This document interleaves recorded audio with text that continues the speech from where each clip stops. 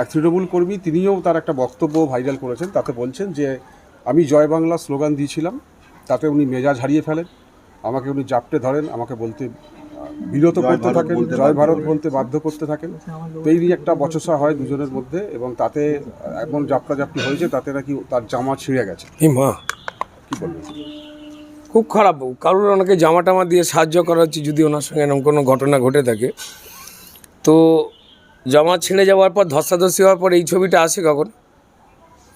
এই তো হাসি মুখে তার সঙ্গে আমার করমর্দন চলছে, তিনি তো ফুল পোশাকেই রয়েছেন।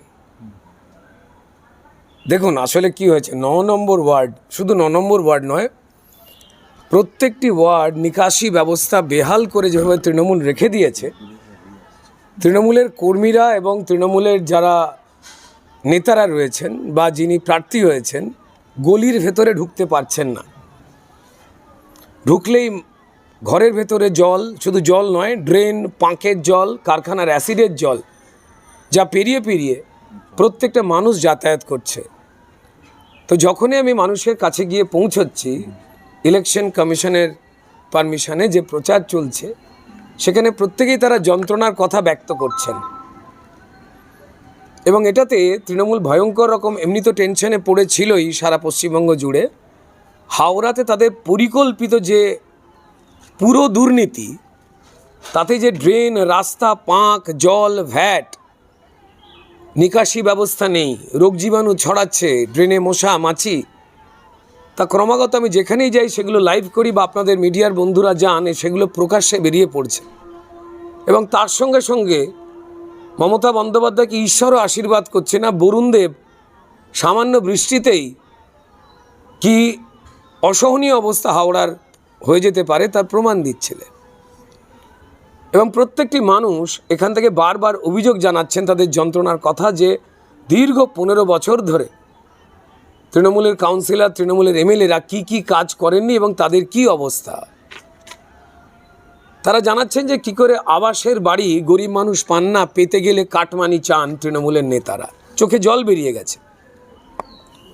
তো যখন এই পরিবেশ পরিস্থিতি তৈরি হচ্ছে এবং তৃণমূল ক্রমশ দেখছে যে হাওড়া শিবপুরে তারা কত হাজার ভোটে হারবে, সেই সংখ্যাটা ক্রমশ দীর্ঘতর হচ্ছে, তো ফলত তাদের কপালে ভাঁজ পড়েছে এবং ফলত তাদের মধ্যে যারা তৃণমূলের এই চুরি জোচ্চুরি বা অরাজকতার সঙ্গী, যারা পাড়ায় পাড়ায় থ্রেট দেন যে পাড়ার অন্যায়ের কথা বাইরে বলা যাবে না, এইরকম দু একজনকে ছেড়ে রেখে দিয়েছেন। আপনারা দেখেইছেন যে আমাদের বোন অভয়ার মাকে কিভাবে তিরস্কৃত করার চেষ্টা হয়েছিল, চুলের মুঠি ধরে টানবার চেষ্টা করেছিল।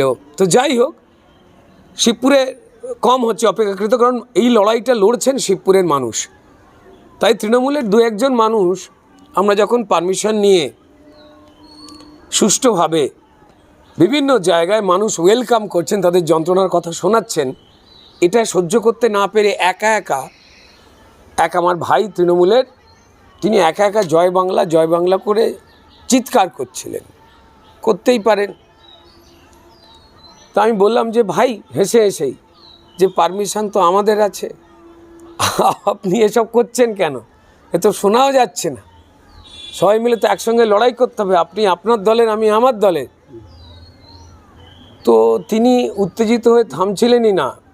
হতে পারে শরীর খারাপ, এরম হয়, কিনে ডাব না খেলে, এই গরমে একটু দই না খেলে, যখন জানতে পারেন যে মানুষ যন্ত্রণার কথা বলে দিচ্ছে, ভিডিও ক্যামেরার মারফতে হাওড়ার প্রত্যেকটা গলির পরিচয় কি দুর্বিষহ করে রেখে দিচ্ছে তৃণমূল বেরিয়ে গেছে, তখন এই ধরনের মানুষ কিছু কথাবার্তা বলেন। তবু যাই হোক না কেন, তবে অত্যন্ত হাসি মুখে তিনি সমাপ্ত করেছেন পুরো বিষয়টা। কারণ আমাদের পরিষ্কার সেখানে 30-40 জন ছেলে মেয়ে সমর্থক এবং এলাকার মানুষও আমাদের সঙ্গে হাঁটছিলেন।